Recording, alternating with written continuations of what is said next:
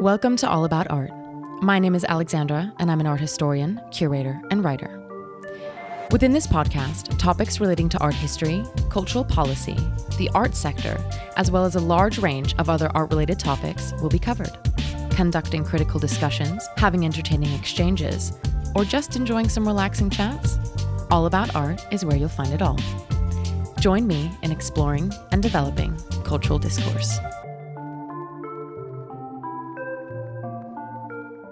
Welcome to another episode of All About Art. This episode is part of a special partnership with MTArt Agency, a certified B Corp award-winning talent agency for the most exciting, up-and-coming visual artists worldwide, and a creative agency that delivers exciting, art-driven projects for brands, public bodies, and cultural organizations. While the art industry typically concentrates on selling art that hangs on walls, MTArt's visionary approach focuses on investing in and supporting the people behind it. In this episode, I sat down with Walter and Zoniel, an artist duo represented by MTArt Agency. We talked about their art, which involves a multidisciplinary approach and often results in interactive and socially engaging installations. A central theme in their work is the sublime, but also the human condition through questioning our relationship with our surroundings. They work with different mediums by using nature or other tools such as handmade cameras or innovative printing techniques, which is also something that we talk a bit more about later in the episode. Public art and accessibility are important themes for the duo, as they believe art is for everybody, so they enjoy creating pieces for the public domain as well. Thank you, Walter, and thank you, Zoniel, for sitting down with me, and to MTArt Agency for this collaboration.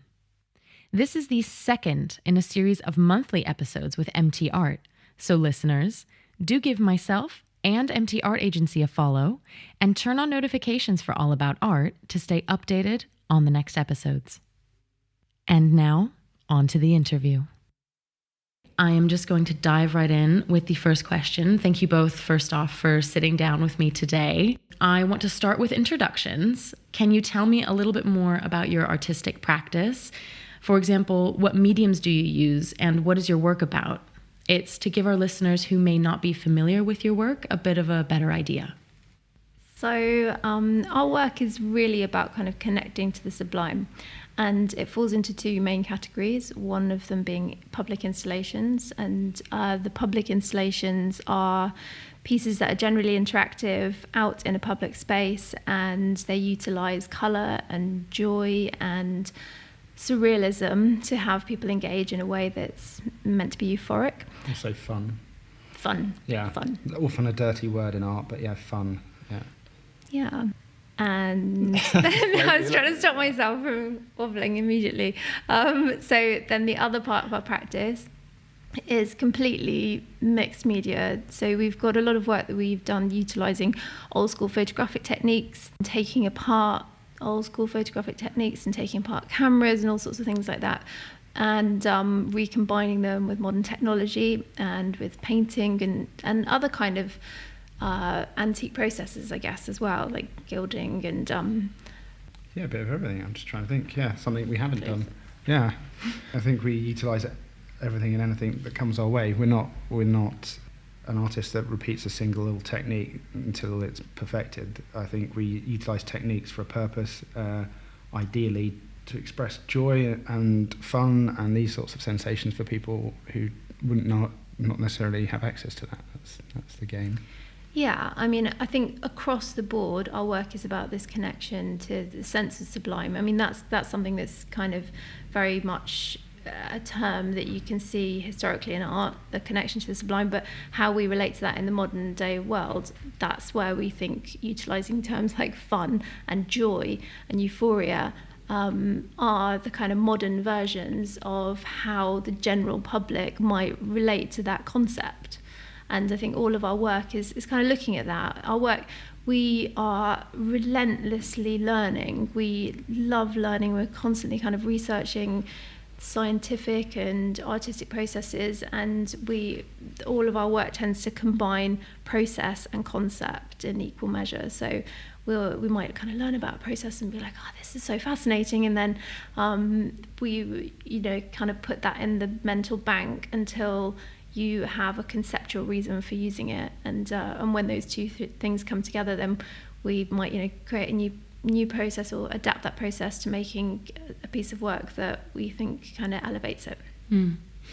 I would actually love to hear a little bit more about something that you've both briefly touched on, and that is the process of building tools to create your artworks, such as cameras that you've made to capture photographs. Well, you want to go? Yeah, I think firstly it started, I suppose, utilising building cameras. Large-scale cameras was, in the early days, we wanted to create these life-size as in representation life-size portrait, 20 by 24 inch and 16 by 20 inch glass plates. And at the time, researching this, most people on the internet were like, oh, you need a certain type of camera, it needs to be this, it needs to be that. And so it was trying to recreate something in order to make something. So it was like, oh, why don't we just think outside the box? So we built room-size cameras and built the mechanism inside the room-size camera, rather than building a traditional camera, which would have been a big box with a bellows on it. And so, yeah, I think it started from that point, and then going forward, every new idea we have, we're always like, okay, is there something that exists that allows us to make this? Or once we kind of broken down those walls, then that just became the way that we worked, I think, effectively. So things like when we made ginormous seascapes that were salt prints made out of the sea, then that's a modern way of utilising the very first form of printing. So salt prints, the very first print type. At that time, you could only make it as large as, it's a direct print, so it's like you could only make it as large as the negative was. So now we can print ginormous digital negatives. And so that was like this pairing of old and new techniques, and that meant, oh great, we've got enormous negatives, but now we need enormous trays to wrap everything in. And at the time we were in a house in the middle of a forest in Scotland, and so we had to build everything remotely. So we built the trays, built everything. In fact, ended up building a floating frame that would archivally wash the prints in the river. Taking the salt back to the sea. Yeah, which was delightfully poetic at the end, wasn't it? That moment was really great. But everything, even within that process, it's quite difficult, I guess, in this context to explain all the details of that, because some of them are quite visual. Yeah. But even things like how you transport ginormous sheets of paper, and you're going through several wet processes, and there's two of you lifting them from one tray to another, things like that, you have to kind of improvise, and you have to make the tools for that, which that one involved us weirdly using drain pipes, where we wrapped the prints around pieces of drain pipe so that they would not hopefully rip. Yeah, some of them did. Because you imagine the salt prints it takes all day to make one. So you wake up in the morning, and it will take you 8-10 hours to finish that print. And at the end of the day, it's been through so much. Even though it's the best print paper in the world, it can be in that final tray, and it could just, you lift it up the wrong way, it just rips. And so there's nothing you can do about that apart from walk into the forest and scream, pretty much. One at a time. One at a time, obviously. Slightly like The Shining, yeah. But not really like The Shining. No. I mean, it wasn't like a horror film. Maybe there was that just weird had lion thing in the woods with the big paw prints. There were prints. some big paw prints in the woods. That was Walter's first time out the city. Oh no. In the middle of nowhere, and I was walking a dog, and my dog has normal size paw prints, and then there were paw prints the size of my hand, and I was like, that could eat us, whatever that is. I have no idea why it's in the middle of Scotland. Yes, it's a herbivore. Everything's plant-based. The famous herbivore lion of the wilds of Scotland. That is. But you get all these urban, countryside myths. So coming back to your artistic practice and going from your present practice backwards, I want to ask you both, how did you start your careers? And now as an artist duo, how was it before you met? And how did your art and your careers evolve after you met? That's some major, big, long answers there. Yeah, there's so many sections to that. That's a big question. Starting from this moment, From this going point, back going in time. backwards, we've made so much work of such varying degrees. and such varying complexities. Each one is a story in its own right. I don't even know where we would begin on that. It's strange because I do feel, well, we've been discussing this recently, strangely, of how this is quite a kind of moment in time for us, quite a key moment of reflection. So we have been thinking about that. But in terms of, I think, weirdly, as we became an art duo, that's when we kind of like pretty much became artists at that point in time. We both did things prior to that were creative and different types of art. But I think that this journey weirdly started when we combined forces effectively. Yeah, I think, in an official sense, we just became artists. Such a weird term, but So we became artists when we worked together. Whether I still feel like an artist, I have no idea. I just create stuff. But were you not singular artists? Like, did you not have kind of singular artistic practices before? We had different creative practices. Totally different. Yeah. And we had previously made art or being artists, and but that was in different ways. So so I think that it's a funny thing, that defining moment of defining yourself as an artist as well. I think that's what Walter was just referring to as well, in terms of what when people feel that they can take on the mantle of being an artist. And I feel that point happened certainly when we joined forces and we felt like we're an artist duo, this is what we're doing, there's that focus. But prior to that, we both were doing things that were forms of art effectively. Walter making forms of street art and fashion. So I'd made street art since I was a kid and through uni, but I never thought of being an artist, and I wouldn't have told, if anyone had said, I'd never have said it was art. I was obsessed with making things that hadn't been made before, so it wouldn't be stenciling or painting. It was different types of stuff. All kind of conceptual, really. Conceptual. Even when I was young, people would steal cars and burn them out near where I lived, and I went and studied calligraphy with what I thought were old women at the time, which were probably women in their 20s and 30s at night school. Do you know what I mean? But when you're a young boy, aged like 13, 14, you're the only one in the class. And then I used to paint them on cars. And looking back, I think these things were extraordinary, but at the time they weren't. And I didn't see it as art. And then I did a degree in science. I didn't do a degree in art. And so I just made art as a thing to do for enjoyment. It wasn't really a career or a choice or anything like that. And then I was doing photography and then fashion photography, and I was still making the street art. And it was whilst making the street art, we made a solution. We made a photographic emulsion that wouldn't react to street lights, so we could paint it on the walls of London at night. And with a 5.4 enlarger welded to a car battery and an alternator, we would then make chemical prints on the walls around London. So no one else had ever done it before. So graffiti boys would be like, what the fuck is that? Because it's like, it's not sprayed, and it was black and white prints all over. And that was, but I still didn't really consider myself being an artist doing that. I mean, that's when I met you, and kind of, I was still making stuff. And it wasn't solidified until we kind of got together and I started to make these portraits together, and then that was it, really. We built a giant camera to make these. We wanted to capture, like those, but they weren't coloured, but they were on glass. Yeah. So, and it was to capture kind of our friends. So it was like this idea we had was that Warhol had captured these people and he just screen printed them, and he captured everybody. It wasn't we always associate with the famous people, but the ones that are really interesting are the people who were there at the time and never really became famous. And I just thought it was interesting to do that, because we lived in warehouses and kind of squat warehouses in Shoreditch. And to capture the musicians, artists, actors, actresses, people we knew from going out in a format that hadn't been done before, and to kind of capture them in this 1-to-1 life-size ratio. And that's what really started us off, wasn't it, I think? And we did end up doing 50 portraits. I think that, and doing kind of developing shadows onto the walls of the studios, because that was kind of a similar time. That came after the camera, though, wasn't it? It was a similar time, but yeah. Yeah, I think it was definitely an overlap. It was an overlap, because portraits took ages to shoot. Yeah, but it was the thing that got us noticed by a Show Studios thing, which was on. So we built it live, which was streaming on the internet. Which was in the early days of streaming on the internet. It was like nowadays people take it for granted. Yeah. But then Nick Knight had this huge numbers of people would log in, mainly through. It was mainly again through fashion and art. and we shot the glass portraits on that, and then that's when I suppose we became officially artists. Mm-hmm.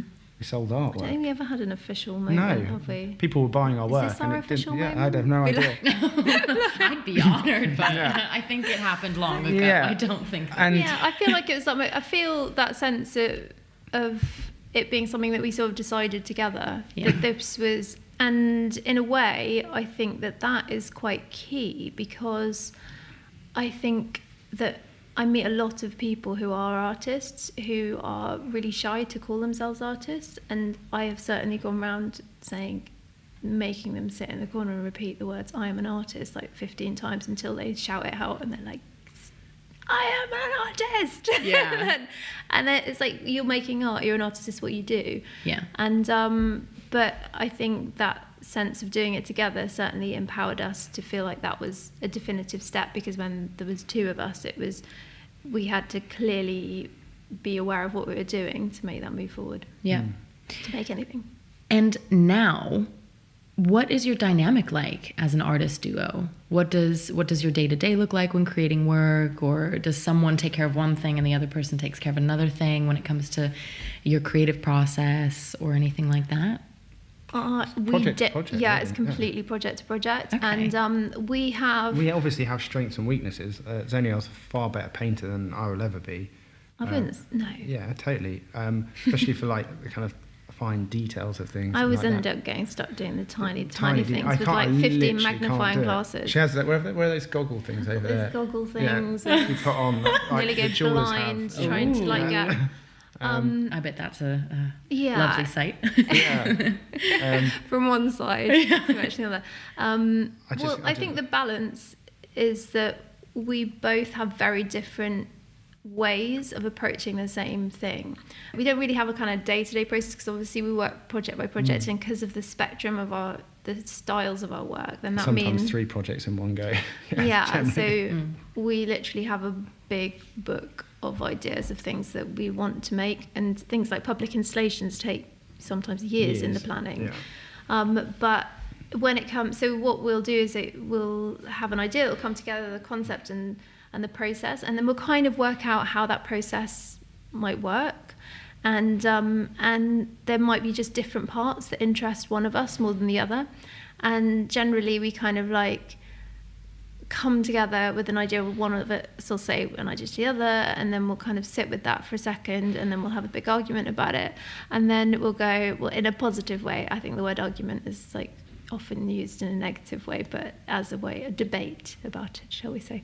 And that is part of the most wonderful bits of being in a duo, because we get to pull these things apart and really apart your ideas try and out. remake something new. Yeah, I mean, otherwise you become just this, I don't want to be derogatory, but like a one-trick pony. You know, I think with 2 people, it's actually, you bounce off each other quite a lot, you know, and to be fair, we have more ideas than we can ever physically make. And we also have ideas that you have to constantly pitch for, say, like, we have big installations you want to make. So then they're kind of like taking something that's purely imaginative and trying to create a 3D rendering or whatever it is, a maquette, to create and show someone your vision in order for them to fund it, for it to happen in a year or 2. It's a strange process. Yeah, that is definitely a strange process. But I think in the practical level of working, then we'll just kind of find a flow as we go through whatever each of those processes is. And when it comes to it, then we become like a mini little factory where we just kind of like, say, to reference the seascapes, which is quite simple, because then, you know, we'd have like daytime of developing and doing those things, and then nighttime of working on like coating the pieces so that it was completely, definitely blacked out. And you just get into a kind of rhythm with each process, and then by the time you come to the end of it and you kind of relinquish it, but there isn't one definite, okay, Walter does all these bits and I do all those bits. There is some areas of that within, like I will tend to hand colour and gild things, but you've done parts of that as well. I've done parts of that, yeah, and I will tend to do chemical stuff. Back in the day, we haven't done a lot of chemistry stuff recently. In the early days, I would take apart chemistry and think about how to make new chemistry or reutilize a very old photographic process and change it either chemically or change its process so that we could make something new with it.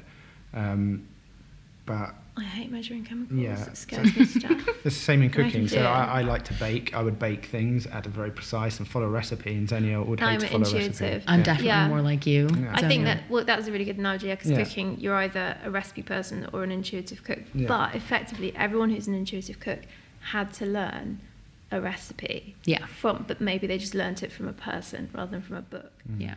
Um, But even recipes, even if I look at them, I don't really follow them. I just kind of eyeball it, and I'm like, well, I guess that's going to work. I guess I'll throw some of that in there and we'll see. Exactly. If there's something which I don't know how to do it, then I'll look at kind of 6 different recipes and I'll choose 3 and a bit from each of one. And I'm like, I'm not sure how confident I am in that concept.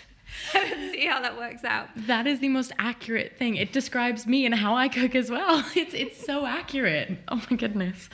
That's quite funny. Well, so then maybe that kind of gives you quite a good insight into how we work then in that respect, because we'll do that. But having said that, then we have things, so Walter is an incredible maker of rules, and he will make really distinct, defined rules, and he'll tell me all the rules, and then I'm a really great follower of rules. Then I'm So a once he great tells breaker me, of rules. and then he just stops. So I'm just following the rules because I respect all that kind of, cataloguing and understanding that he's put into it. Yeah. And then he'll start breaking the rules, and I'm just like, but you created the rules. This is just completely blown my mind. So the recipe thing gets turned on its head in that concept. So we Sure. yeah. It's just like a nebula mist of creativity. No, it sounds like it works really well. Yeah. The way that it is, which is the most important thing. Yeah, it does. It's really enjoyable, even the bits that are like the most trying. Yeah, I think the most trying bits would be even worse if you're by yourself. I can't imagine being an artist by myself and just being like in a hotel room somewhere in another country or whatever, and just being like, doing an installation. It'd just be fucking terrible. Terrible. It would be terrible. To all the solo artists listening, please don't feel discouraged. Well, I mean, I assume they do like other musicians and people. They surround themselves with people for comfort, But I And think we are support, incredibly I think, as lucky well. in that And respect. collaboration. I don't think musicians just surround. I think the thing is that we spend all of the time together, Yeah. and so Yeah, that we have I done. guess We were the OG bubble before bubbles existed. we can't use the term Oh, bubble yeah. anymore. Sorry, Or maybe you've got to cut that out. I don't know. Yeah, we before COVID, we used to describe people. We lived in the bubble. We didn't watch or read the news, and haven't done since we met. And we would create this bubble of existence, and that's our world. And the only way we saw to exist in the world was being positive and making things. And if people, as our bubble moved around the world, it affected people in a positive way. That's all the only thing we could do. We couldn't deal with the bigger picture, but hopefully I have this idea that it's a ripple effect. If we're kind to this person, they're happy, they're kind to the next person. And it's That is the bigger picture in my mind. Yeah. I mean, I can completely deal with the bigger picture because I create the bigger picture in my own mind, as everybody does on a daily basis, but it's up to each individual what they take on board. So I think that, what Walter's saying is that we created our own environment in that context. And I we think still that's, do. We didn't. Yeah. well, People come up to us and go, blah, blah, blah, blah, blah. Do you know this? And I'm like, what? What the hell are you talking about? Of course I don't know. I have no idea. Like, to give some reference there. I don't know. What does blah, blah, blah, mean? Even when The COVID news. happened, we were in the middle of, I had no idea for months, before it happened, really. We were on the West Hill with Craig, and he was like, this thing's getting serious. I'm like, what bloody thing? It's like... Yeah, so we kind of purposefully don't read the news. We've kind of... And we live together, and, we don't... Yeah, when we're working, we're not hermits, but we're working on something. So it's like you're at the studio, you're out. If we're out, we're probably out in the countryside walking the dogs and things like that. We're not like... Yeah, but I think the to bring the focus back to actually the question and what no this idea what the question was anymore. has any relationship with what we're talking about is that we are believers in creating our own environment And that existence, yeah. The in news itself- is just someone else's story. Babes, and can you narrative. just stop? You've got to keep that Every bit in. time I keep trying to explain it in a Coherent way. relative way, like I use blah blah blah blah blah. Again, pretty good exemplification of your dynamic right here. Exactly. I love the conceptual aspect of things. And I think, well, basically, the way that element of our dynamic is that a really important element of it is that between the two of us, then that sense of being in a bubble, in terms of not protecting yourself from the outside world, but creating something from internally out and creating an environment that you want to create from. I think it's kind of completely essential for artists per se, whether you're working in a duo or individually. It's just that because there's two of us and because we spend the whole time together, then it means that is our whole life effectively. So everything ends up becoming a piece of art, literally. Like whatever we're doing, whatever time of day, it always ends up that is part of our creative practice at some point. It will rear its head somewhere down the line. And that kind of sense of being in the bubble really is important to I mean, when you're creating art, you're supposed to be making something new in terms of not the newness that is like the throwaway newness that people are kind of addicted to, but the newness in terms of like the constant sort of expansion of our minds and that way of being able to kind of look at something in a fresh way. And so to do that, it requires that you have to kind of not just constantly be responding to the massive influx of information. And nowadays there's a massive influx of information. So much.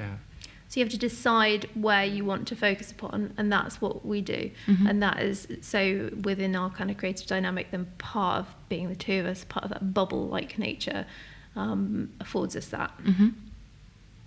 So being within this bubble and working together, how did you come to be with MTArt Agency? What does it mean to be an MTArt artist? Well, so we met Maureen at the very beginning, when she was forming MTArt, and we shared some of the early ideals. But then we carried on. We've always worked kind of independently. We have worked with galleries, but we have been very hesitant to sign a contract and be tied to one person. So all of our early career, and even now career-wise, we work with lots of different people all the time. And I think that's a very modern thing. But when we started out, that was not the way it was done.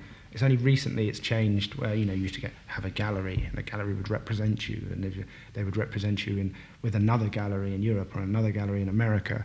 And I think the gallery system is shifting, and then bit by bit it's completely almost, I won't want to say collapsing, but and agencies, and it's very strange when you actually reflect and think, actors, musicians, all these other artists have agents. They don't have one because their world wouldn't exist if there were these monopolies. They have record labels, and they have publishing deals. Yeah. But they also have agencies to represent them in different countries, and they're managers. They're not tied to one thing, and then that manager won't go, you can only go to this manager in Japan, or you can only go to this manager in, Yeah, I guess a good kind of example of the shift in the art world might be kind of how you looked, and it's very referential to MTArt because it's how you looked at old school Hollywood and how there used to be studios and those actors would be tied to studios, and now they have agents and they can do whatever they want, wherever they want, and somebody's representing an individual, because MTArt has been based upon that kind of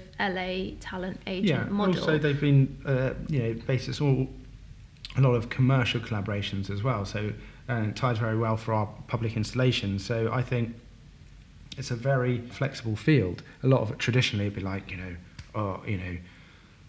it'd be somehow lesser to create a massive installation, and then if it was sponsored by, I'm going to say Samsung randomly, I don't know why, but but you know what I mean. But people would look slightly down on you and be like, they've. Can you just say it? Sponsored by a brand. Sponsored by a brand, and then, but nowadays it isn't so. I think the borders have diluted again and again and again. There'll always be people who adhere to some sort of form of high art, this kind of elitist art, and whether that's backed by money or by technically education, people in charge generally aren't artists, which has always baffled me.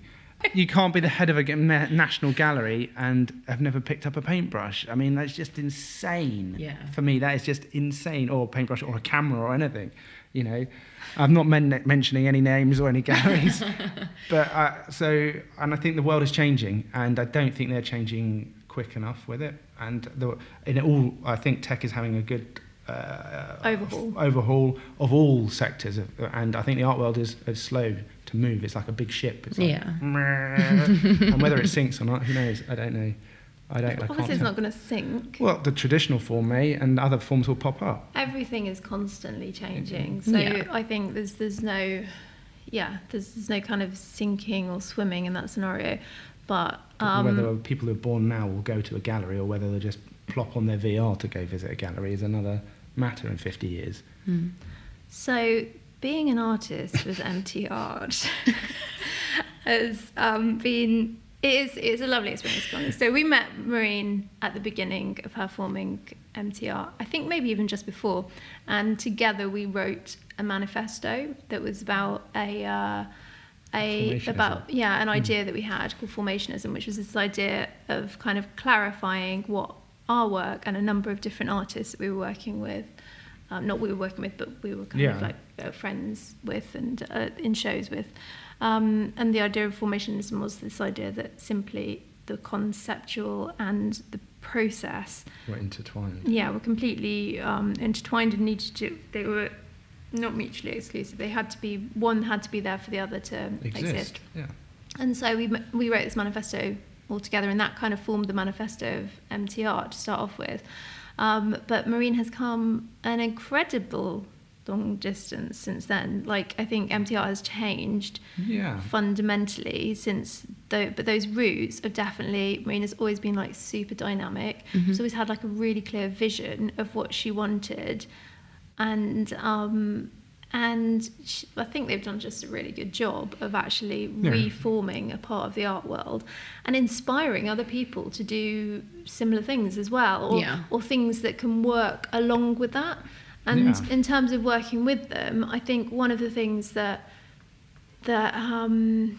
manifests is this idea of certain elements of public art being easier for us, having this kind of element of ease, because for us everything is so complicated and involved, and and say the whole team has done a whole series of different pieces of public art that are as simple as filling windows with images. And when our first kind of concepts of making public art was really because we wanted to make... We're firm believers in art being accessible, and the accessibility of art kind of runs through our practice, and that's why we first made installations. That's the only reason we make installations. The idea is to reach people who would not generally go into an art gallery, and have it on your street, just there, it's yours. To create something wonderful that will, inspire them. Yeah. And create a story of the future effectively. And so, but within doing that as soon as we did that, we became addicted to doing it, though, because addicted to very expensive forms of making art, which you can never sell.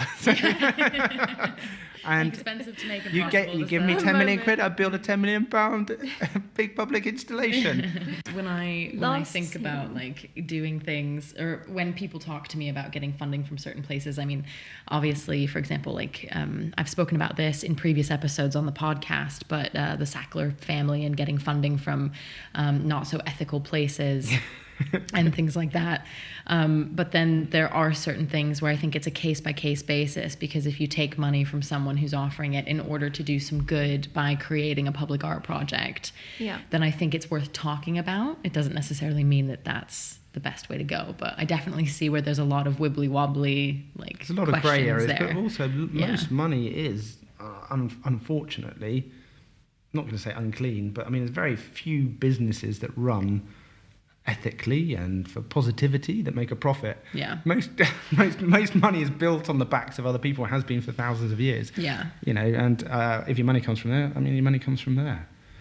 And as long as you do something positive with it, but that's why MTArt is rather than putting a jacuzzi on the back of a limo. Well, I mean, you can only do what you can do, and I think like what you're referencing is it's not like art gives you absolution. It's not like you're kind of just blessing somebody and all your sins are absolved now. But also, who are we to kind of point the finger at anybody else anyway and say, well, you're doing this and that's something that needs absolution? Because all of us have kind of, essentially, I think it's best to kind of try and look for the best in every single circumstance. But I also think there's no point in, like you're saying, refusing something on the basis, why would you not take something or allow something to be funded from the basis of excluding somebody because of their apparent previous sins? Because then, that just puts you in the position of judging other people. Exactly. And, again, who are each of us to judge? Is it not better just to kind of actually to see the positive in every single circumstance and every single person and every single potential for that? And the more inclusive you can be in that way, then that, the more people you reach. It might upset some people, but that actually means allowing people who have done things that previously have not been good to become part of something that is good, because that's how change happens. Yeah. You can't change things by just saying we're going to exclude those people. That doesn't, there's no ripple effect in that. Yeah. That's my sermon over.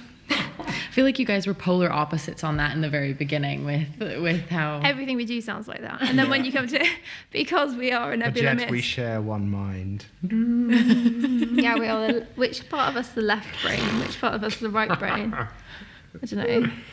Maybe the left bum cheek over here. But speaking of brains, and also something that was mentioned earlier on in relation to education and experience and things like that, do either of you have a formal education in the arts? And if so, or if not, how do you think that that's affected your careers? You're shaking and I'm nodding, so I thought I'll nod and you shake. I didn't study art. I studied a degree in science. But it had an artistic element in it.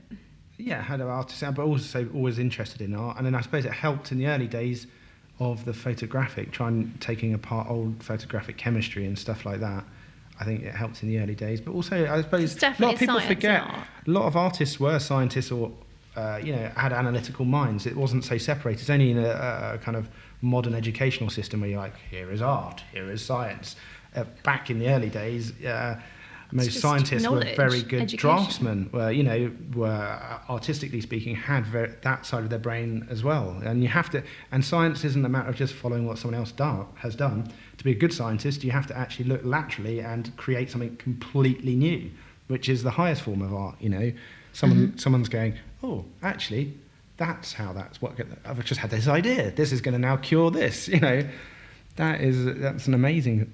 They have to be completely creative. Also, they have to be analytical in the other sense. Yeah, science and the arts are definitely entirely entwined in my mind and in our practice. And I mean, just the science is in every day, as is art. So my background. It's funny to say my background. It sounds like so formal, as if I planned it somehow. Yes, it's entirely unplanned. Right. It definitely was just surrounded by creativity growing up. Well, my family has inherently artistic elements to their personal practices. I studied in a monastery, different creative processes from tanka painting to gilding, which is actually more well equipped than a lot of art schools that I've seen, weirdly, because we had everything from print rooms, casting, potteries, and they're practical elements of things that had to be made. So studied in that. I did do an MA in interactive multimedia, which I completely forget about, which is, I guess, completely relevant to what we do, but I never really thought about that. Yeah. Do you not think that informs for what sure you do? Everything informs. Yeah. Everything informs. Absolutely. Yeah. But because we get so absorbed in the present moment, and every single present moment, then those things definitely inform what we do. But we haven't come to the arts from a kind of typical, I guess, route. Arts education. Yeah. Though I think both of those things are completely valid art 100%, educations. Yeah. Part of me would be like, it would have been. I suppose it would have been interesting if you lived in parallel universes. What would it have been like if someone had, one of my teachers gone, yes, go do art, and went to art school? Would I even be an artist now? I have no idea. It's such a weird thought, you know. Like, yeah, absolutely. Because I think that was such a seminal moment for us to decide to do this together. And that's like kind of reflecting back on your original question, which was that thing of... I'm now doing the things I used to enjoy in my spare time as my entire existence. And I never thought that possible or conceptually or physically, you know. We just live had to give up comfort and all the other things. Yeah, but giving up comfort and stuff, you know, in your 20s is just part and parcel of it, you know. It's just like, it's quite a part of the fun, you know. That's not so much when you're washing in a bucket and freezing that bloody warehouse. Okay, didn't have to do that. However, my first apartment when I moved to London, it was so cheap, but the windows were so badly insulated, and it was a cold winter, and our washing detergent froze. Wow. You're like, that's cold. Yeah, it's so quite like... I had a hot shower, but I do kind of get where you're coming from with being like, moving to London, not really knowing what to do or how to do it, and then having to just do with what you can get. And it was that. But going off of things like that and thinking about, you know, I think a lot of artists or people who wish to be artists or want to come into the sector, they feel like they need to get a formal education. And so that's something that I think I've spoken to a lot of people about, and how a lot of people say, no, it's not really always up to getting this formal education. It's not necessary. And it's something that the art world, I think, puts pressure on people to do. And so I wanted to ask you both, what change or changes, if you can limit it to just speaking about one at the moment, would you like to see in the arts and cultural sector? Do you mean from the educational perspective or as the sector as a whole? It can be anything. If you would like to talk about the educational side of it, sure. But if you want to pick anything that you'd like to choose in the sector that you'd like to change or see changes with. Well, I mean, there's quite a few things. That's kind of why I was like, okay, maybe education, but I think one really. thing, but that doesn't really relate to the educational aspect. I mean, I do think from the educational aspect, if I could just split this into two questions, because first of all, start off with, because like the education. Just going to take that one point, and I just need to split into two parts. And just like a true politician, just talk over top of me. Yeah. So in the education, I'll just hand it over to the... No, I'm not going to define you as a... okay, so... But in terms of education, I mean, education is a constant and ongoing thing. Okay, formal education has a start and a finish in a certain respect, but education, and I think if there's anything that you're doing, whatever it is that takes your heart, whether it's making art or whether it's making anything whatsoever, then constantly educating yourself is always going to be a positive thing. Yeah. And that's going to help feed your love and joy and journey of whatever it is that you do in life.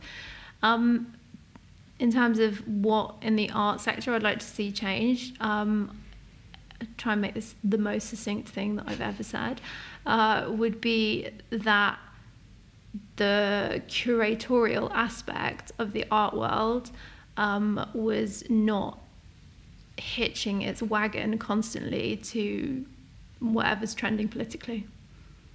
Interesting. I did it. Dun, dun, dun. Yeah, educationally, I think... Are you going to answer two questions too?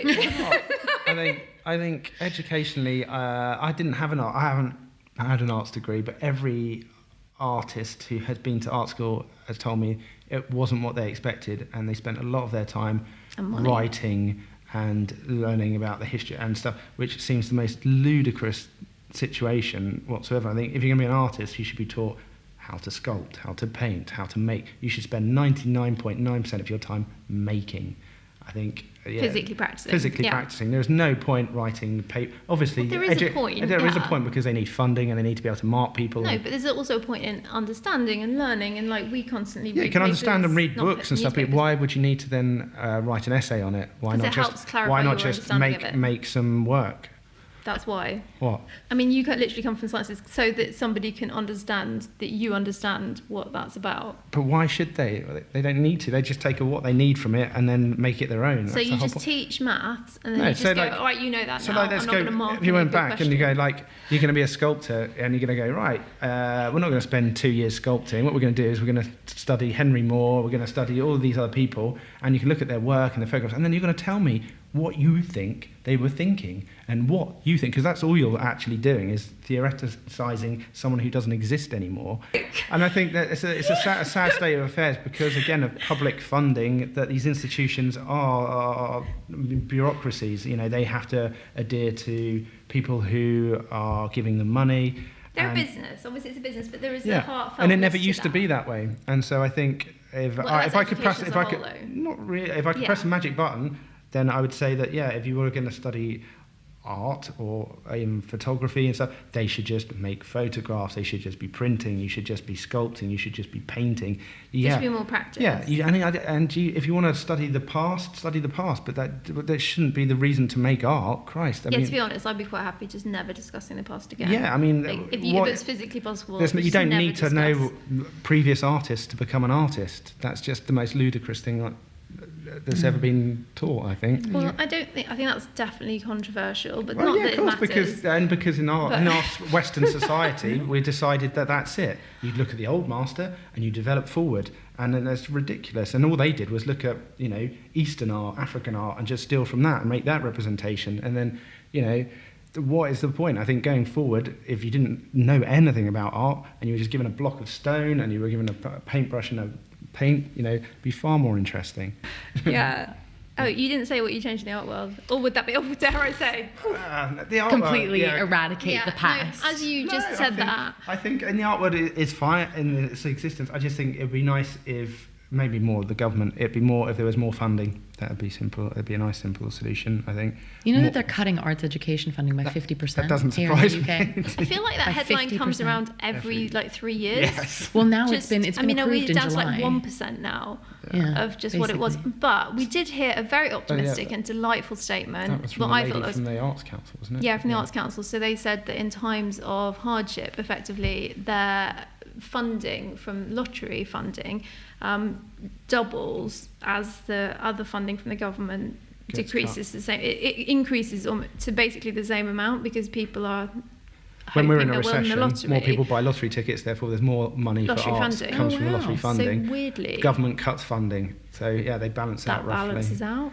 Crazy. Some people find that sad, but I find that quite happy because it does mean that essentially everything balances out in the end. And but I would just like to say, after saying what I'd like to change in the art world, I do think it's, art is made by artists, and this is probably the most controversial thing that I've ever said. Certainly shooting myself in the head, never mind the foot. But like the nature of curation, I feel, nature of curation is a much more modern thing than creating art, obviously. So being a curator is a more modern idea.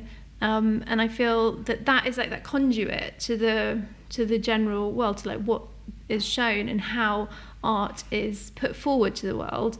And I think that's like a really important role that is very often just reflecting instead of creating. Mm-hmm. And I think that's just a very important position to be in, to think about what you're doing and think, I just hear that this particular kind of thing is going on politically, or like whichever political agenda is happening, that is being reflected back, and consequently that is how you end up within the arts world that becomes the history that we shall never speak about, of trends. And if you didn't just respond to political agendas, then we wouldn't have that issue. You wouldn't have an issue of trends, and you'd have an issue of like genuinely channeling what people have spent their whole life energy on creating into something that would be a much more wonderful conduit to the public domain. I would like to kind of tie the conversation back to your artistic practice again, and talk about the themes that go on. So your practice investigates the connection between humans and the sublime. That's something that you mentioned earlier on in the episode. But your practice also investigates the connections between the elements and the sublime, or the humans and the elements, and humans and other humans. It basically is a very broad investigation of looking at how humans connect to other things. Yeah. So how do we do all those things? Yeah, how do you cover such a large scope in your practice. Project by project. Project by project. It's project by project. And because it is the kind of all-encompassing experience of our lives. And I think that it kind of goes round in a cycle within our practice, because we'll focus on a certain element. And one of the joys of our personal practice is because our minds kind of operate so quickly, and because we're constantly learning things, and we kind of will get very deeply diving into a certain subject or an aspect of that subject, and then we get so absorbed in that, and then we move on to another aspect of that same subject. But all of it essentially is about human condition, the human condition and just connection, essentially. And we've looked at this in so many different ways. I mean, you can look at it scientifically, you can look at it on a kind of like macro level, and you can think about like the cosmos, or you can think about our cells and all of that sort of structure. But all of it is about the relationship with the world, I guess, with our experience as a human. And but essentially, it's not just our experience as human; it's our experience as a human reaching a higher plane. So that does kind of dive into those different areas. But it's definitely something that we're thinking about at this moment, as we are having a moment of reflection of kind of like we've come to a point in our kind of practice where we're, all these different aspects that we focused upon, and I think it's the first moment that we've actually looked back at our own work and really seen our own story, because it's very difficult to see your own story that's up close. I still don't see our own story. That's why we're looking at it. Yeah, I know. And I think the only common thread that I can say personally for me is the driving force constantly is to try and make art that's accessible for everybody. You don't need an arts background, and you certainly don't need any kind of formal arts education to enjoy. I think the idea is to take away this kind of, for a better word of it, this little white plaque of information from a piece of art, that you have in every gallery and institution. People come in and you look at a piece of art and then you go, I better read that, or that'll tell me what it means. Well, you shouldn't. What it means is what it means to you, and I think that's the lack of education. I think for us, is to create something beautiful or wondrous, or for me, fun. I love things that are fun. I mean, some of the best art pieces I've ever seen or been part of when I was younger that stick in my mind were fun. I think that's, for me, that's the overriding essentially drive. I think what you're saying is that we want to create things that are empowering, so that people feel that sense of empowerment about art, that it connects people without them having to feel that. Yeah, it's not even empowering. It could be like, you could just be a regular teenage kid who saw one of the big jellyfish installations, and they're now in their 20s. It's so surreal that they'll be in a pub or in America or in a bar, and they'll be like, do you remember when that jellyfish thing happened? And it'll just be, there'll be something in their mind. It's something you've made so powerful. It's a little memory in their mind that will resurface again and again and again. And what it does for that person, who knows? For some persons, it might inspire people. For other people, it's just a story that they tell again and again and again. And that is the highest form of art for me. That is the apogee or whatever. It's not. But that's what I mean by empowerment. I mean, like, you're giving somebody something that becomes theirs. Yeah. So that's the act of empowerment. Like, they take it as their own. Yeah. That becomes part of their story rather and so, than yeah. our story. Yeah. Or both of them, I guess. So that's how, reaching the human condition rather than trying to deal with it. I think it's kind of, we just float these ideas, and they inform our work that hopefully create these wondrous ideas that have the levels. So we have levels for people, so that the work has levels for people who need that, who have an arts education or a higher education and need more meaning in a piece of work. But there's ideally, absolutely meaning in all of our work. Yeah, I know. But ideally, you should just be able to take it on a surface level. Like, anybody should be able to. And that, every single piece of our work. So we have obviously been in the circumstance where we see hundreds of people looking at either artworks that we have in a gallery or in an installation. And so the gallery, they're like physical artworks, as I can call them that, as opposed to installations. They tend to have the same response, where somebody will look at it. We utilise beauty as a tool. That was our first kind of utilisation of one of the dirty words of the art world, beauty. So for sure, I mean, like, that's so kind of throwaway, but I think it's an essential aspect that always is opening people up. There's this, you know, beauty is something that draws you towards it, and it opens your mind rather than closing you off, which I think shock does. You know, it kind of you might get a reaction, but that reaction is a solid and sort of like repressed reaction. Anyway, so people will look at a piece of art of ours, they'll be drawn to the kind of beautiful aspects of it, and then you can see it happen almost every single time.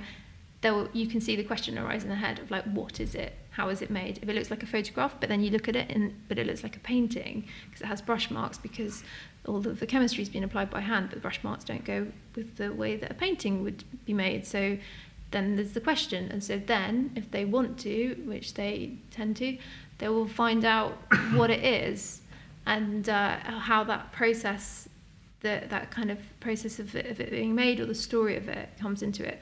But page one, it was always for us that you can just stand there and appreciate it and make a connection with it initially without having to go through the other stage. But that's what people tend to do. So it has like this, that door in is always the kind of like slightly unusual aspect of it, where you kind of think, hang on, that's not exactly what I think it is. Mm-hmm. I guess I'm going to continue with my penultimate question. Okay. And that is to each of you, what is one thing, one piece of advice that you would give to someone who is starting out in the industry who wants to be an artist? You go first. I think it's simple. I would pretty much ignore everybody and everything. And yeah, that's why you're part of a duo. Yeah. I know. But even so, you don't need to listen to curators or galleries or anything else.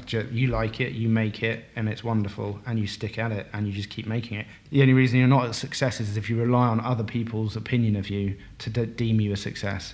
So, you know, and as we know, some of the greatest artists that have ever lived. Most of the greatest artists that have ever lived. I know how you're going to... No. In art history, some of them, because some of them had very, very pandered and wonderful existences, but some of them had never even sold a painting, you know, and that's it. I think if you want to be an artist, be an artist. Don't want to become, a celebrity artist or whatever it is that, you know, that fame and fortune. Be an artist purely, make whatever it is you want to make, and just stick at it. And I don't think you should rely on other people's opinions, basically. That's my only thing. I think people get swayed, like you said, on the trends, political environments, whatever's relevant at the moment. Yeah, actually, just a quick intercept of flashing back to that. So I think one of the dangers of what I was talking about before with curation is that then artists start making work that responds to the curator's choices, that responds to politics, and so it ceases to be progressive. So my advice to how did you put it? Somebody to love everybody and everybody's opinion. I don't love everyone's opinion. It's not that, but to somebody starting out. Yeah, would be to ask yourself, take yourself somewhere that you love, and ask yourself the question: what you are willing to relinquish to do this. If you want to do this, and if it's the most important thing to you to create, why do you want to create? Ask yourself these questions. Why do I want to create? What do I want to create? And what am I willing to relinquish to do this? Because you might have to give up the rest of your life to do that. And kind of reflecting upon what Walter said, you know, if you're focused on, you know, if you decide, yeah, I want to create sculpture, I want to make particular works that are about trees, whatever, then, and this is the most important thing to me, and I am willing to, you know, not get married, not have children, not have anywhere to live that has any heating. First 10 years of your life. Not do, you know, pee in a bucket, have to empty the bucket that you pee in every day as well, and wash it, don't forget that. And, you know, do other things to make money, or just do this and, you know, become very, very skinny, and, you know, decide what you're willing to give up, because it's like, it's kind of the polar opposite end of what he was saying, I guess, because he's saying if you know, not wanting to do it to become a celebrity, the flip side of that is like, do you love this enough that this is actually like genuine? So is it the most important thing to you so that it feels like love? Does it feel like love? If it's love, it'll feed you forever. And if it's not, then it'll fade and you will die hungry. Like, so very poetic. Basically. But honestly, like, I really relate. I mean, I'm not an artist, but I chose to come into the arts despite everyone saying you're never going to make any money in it. What are you doing? Why are you going and accruing this amount of debt to go to university to study art history and then, you know, do all these different things? And it has really kept me going because I love it. Yeah. Well, that's the important thing. Yeah. That is, life requires sustenance. So when you say keeping you going, that's the times when you need to be kept going. But there needs to be enough of the flip side so that you're soaring through it, so you're loving it, so it fills your bones and it makes you feel like on fire when you come up with, when you say from that perspective, when you're learning things historically and when you're, you know, for us, when we're creating things, it's like that has to set you on fire. Yeah. That's got to sustain you. Yeah. And it is the thing that comes first above all other things, you know. Yeah, I mean, we don't have children because we make art. Yeah, but also there's no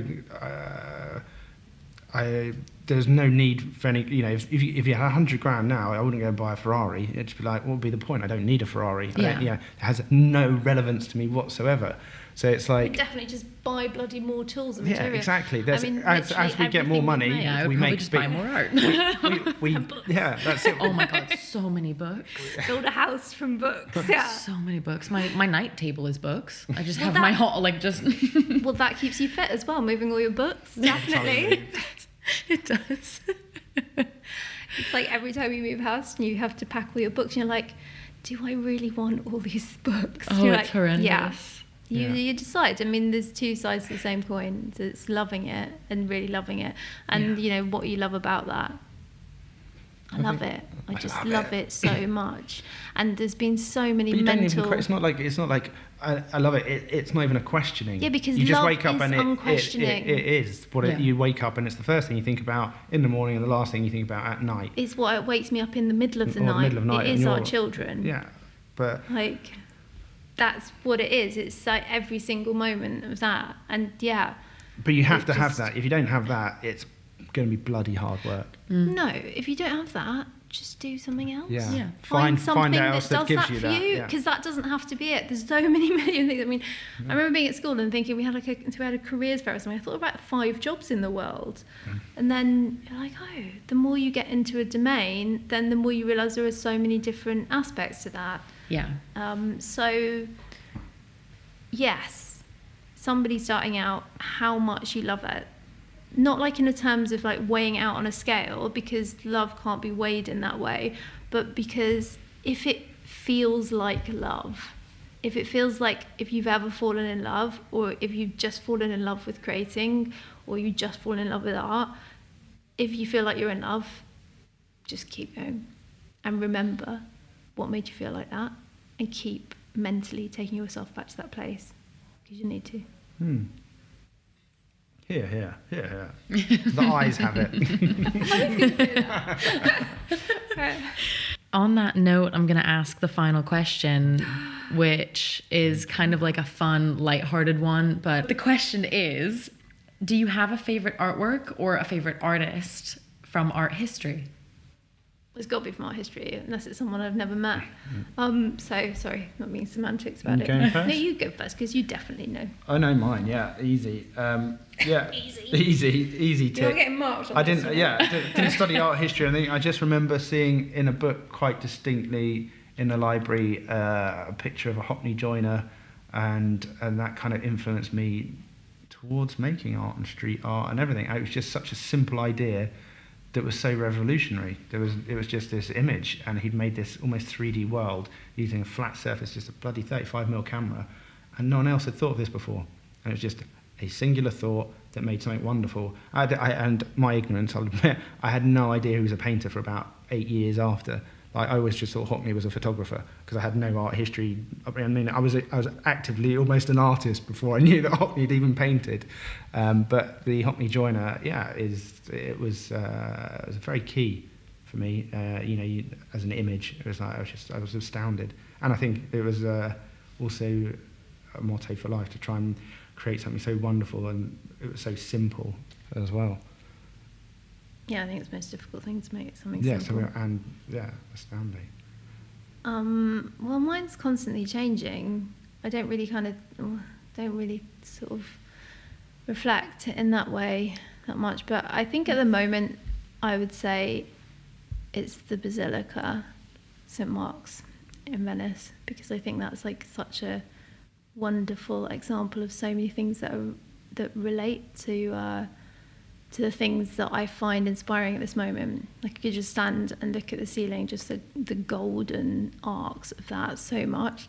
The fact that it encases loads of things that the Venetians looted from around the world, and then celebrated in their own specific way of creating this kind of wonderful building. And it's like a piece of conceptual art to me. I think it's like an installation. And the fact that it has the relics, I find that it's got relics of St. Mark in it, and it's got bits and pieces of this body in it. It's got a piece of gold. It's super inspiring. It has like the 4 horses at the front. It's just an incredible piece of artwork conceptually from so many different aspects, and you could just absorb yourself in it. You can just go in there and it's free and just stand there and all day. So I think at this moment, if it was something historical, it would be that. I think it completely is relevant to our practice. I think it's just in terms of us not wanting to, it's not like a current conversation, but in this literal current conversation, it is part of that. But in terms of, I think what we were saying is just, there's not a necessity to constantly look back. We're going forward. If you want to, you have to visualize what you do want and move towards that, rather than, if you want to create anything new, you're always going to reflect on history and reflect on the past and then just kind of like sum it up. It's a very kind of sort of sludgy way of moving. But having said that, there are masses of incredible things that have happened obviously throughout humankind, and pieces of artwork that have been made, and those are wonderful things. And obviously in a certain respect, any single book that you read is effectively historical. But also, it doesn't always, not traditional, it doesn't have to be art. I mean, one of the places we used to love going, or still do, is the British Museum. And the British Museum is packed to the rafters with artworks. I'm just going to call them artworks because everything in there has been made. It's not seen as an art gallery, I know what you mean. Yeah, it is absolutely a museum. It's almost overwhelming, and I mean, and people have taken from that for generations. I'm not going to say the artists that went there before and created certain movements before us directly, but I mean, you don't have to take from it like that. But you can just be astounded by the beauty, and there's a connection to the past that makes you feel like what I'm doing is relevant, whether the people of my time agree with it or anything is irrelevant. I'm just part of a long chain of artists that have gone back thousands of years, people who just wanted to make something beautiful. Yeah, we are inherently connected to the past. I mean, we are the present moment, so how can we not be connected to the past? It's not like dissing the past in some respect, but just that to create, your focus has to be forward, that's all. So you're not kind of anti-history. In any respect, I think there's also kind of a certain amount of time that has to pass before you can relinquish an emotional relationship with the past.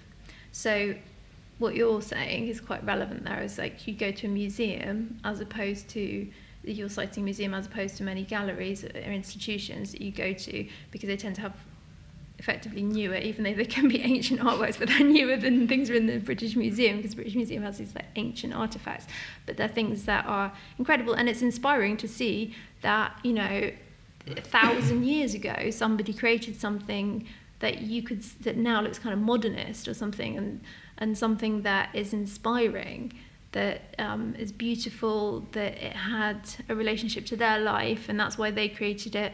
I mean, that's why we create art, because it has a relationship to our life, and we feel that this is effectively salvation, I think, and that is the sense. That's what our kind of creative process is salvation, because otherwise where is all that energy going, and what is kind of drawing you forward?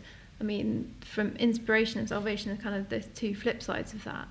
But yeah, I think there's so many things that are historical things that are just wonderful artifacts, and artifacts to say that they're not pieces of art, because they are, but they're just called that in a museum.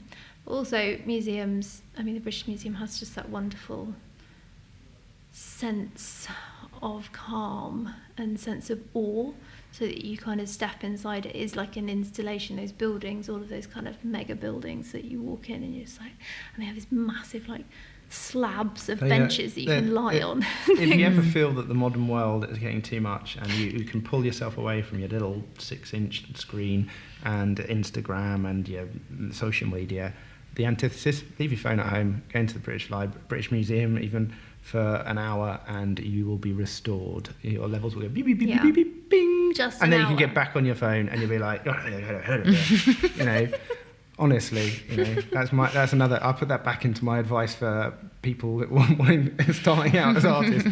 Yeah, turn off your phone, leave it at home, just go wander around somewhere like the British Museum for a couple of hours. I just give that advice to everybody, surely. Yeah, anyone. I'll take that advice. If an artist take want to that go in the advice. British Museum, especially, you kind of want everybody to.